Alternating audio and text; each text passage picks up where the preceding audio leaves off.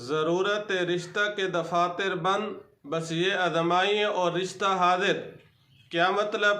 بہت سی بچیاں اور بہت سے بچے پریشان ہیں کہ ہمارا رشتہ نہیں ہو رہا۔ لاکھ کوشش کے باوجود ہمارے رشتوں میں مختلف قسم کی رکاوٹیں ہیں۔ اگر آپ کا کوئی رشتہ دار، کوئی بھائی اور بہن اس معاملے میں پریشان ہے، وہ یہ وظیفہ کرے۔ انشاءاللہ اس وظیفہ کی برکت سے رب تعالیٰ اسباب پیدا فرما دیں گے۔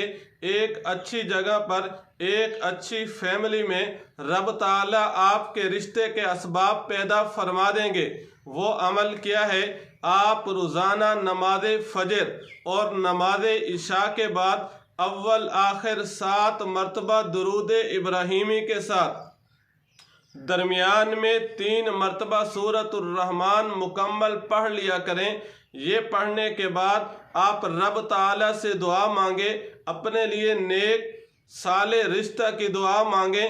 انشاءاللہ جتنی رکاوٹیں ہوں گی وہ اللہ رب العزت تمام رکاوٹیں اس وظیفہ کی برکت سے، اس سورۃ الرحمن کی برکت سے رب تعالیٰ وہ تمام رکاوٹیں دور فرما دیں گے۔